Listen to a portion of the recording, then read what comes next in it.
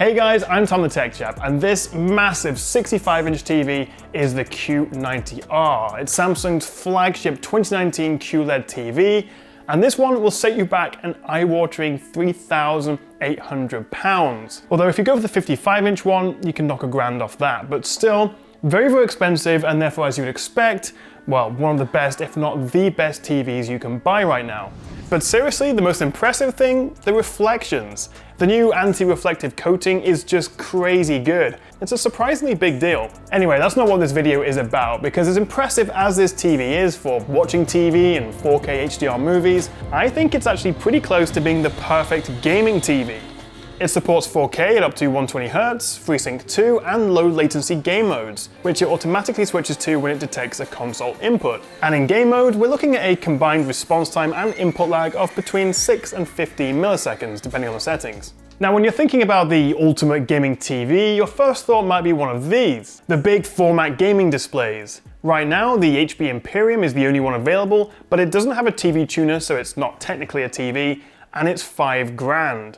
Whereas this is 3800, but still offers FreeSync 2, a peak brightness of around 2000 nits, HDR and 4K at 120Hz, albeit with slightly higher response times. So on paper that sounds pretty good, but what does that actually mean when you're playing games? Well, let's start with FreeSync. This is AMD's form of variable refresh rate, or VRR, and right now only 2018 and 2019 Samsung TVs offer this. So why is that important? Well, most games don't have locked 30 or 60 FPS frame rates. Some do, more so on consoles, but if the frame rate keeps changing, maybe you've got lots of explosions going on or a more graphically demanding scene, what can happen is the image you see on the screen can be slightly out of sync with the image being output by the graphics card.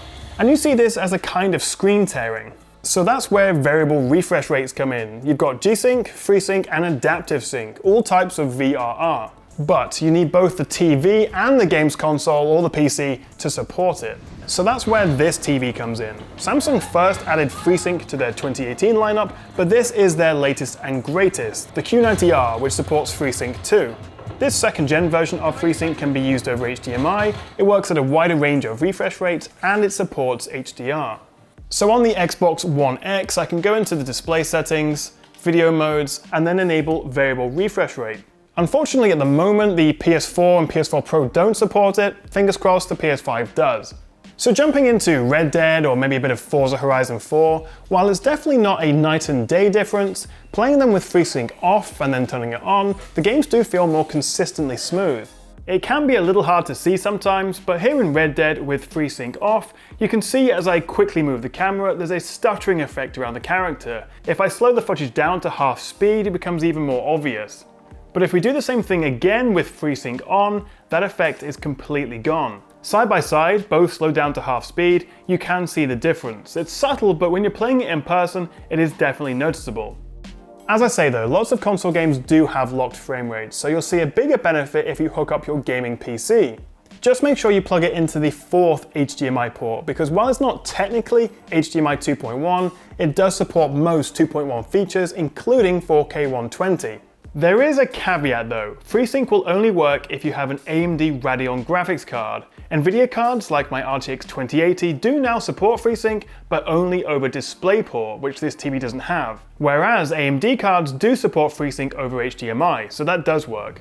So if you're a PC gamer but want the big screen experience you normally only get with consoles, you can now play games at up to 120Hz at Full HD, Quad HD or 4K with FreeSync 2 on this TV. And since PC games usually have uncapped frame rates, this makes an even bigger difference to how smooth everything feels. Of course, you'll need a pretty beefy PC to play at 4K and get anything above 60 FPS. But it's not just about refresh rates and response times. The picture quality you get on this QLED is incredible. New for this year, aside from the redesigned stand, are better viewing angles, the anti-reflective coating, the local dimming has been improved so we get less blooming around bright areas on dark backgrounds, and we get a faster processor, which also adds the AI upscaling Samsung first introduced on their 8K TVs. Although unfortunately this doesn't work for console or PC inputs. Downsides of this TV, well, it still doesn't support Dolby Vision HDR, and also if you're watching it in a dark room, it still can't quite compete with the infinite contrast and those super deep blacks of an OLED. And it's also very expensive, like £600 more than LG's flagship OLED. However, while LG TVs do support VRR, it's not FreeSync and it relies on HDMI 2.1 to make it work, which means the source device also needs to support 2.1, and right now there's pretty much nothing that does. Also, for those long gaming sessions, if you've got a static HUD or graphics in the same place, you could risk burn-in on OLEDs. It is rare, but if you're playing the same game for hours and hours straight, it's worth thinking about.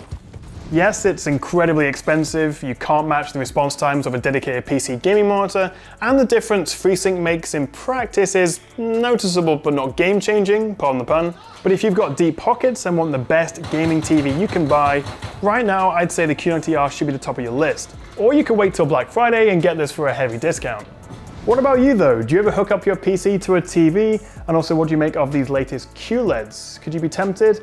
If you want to find out more about this, I have put links in the description. And also, if you enjoyed this video and want me to make more TV and gaming videos, then make sure you hit that like and subscribe button below. Thank you so much for watching, guys, and I'll catch you next time right here on the Tech Chat.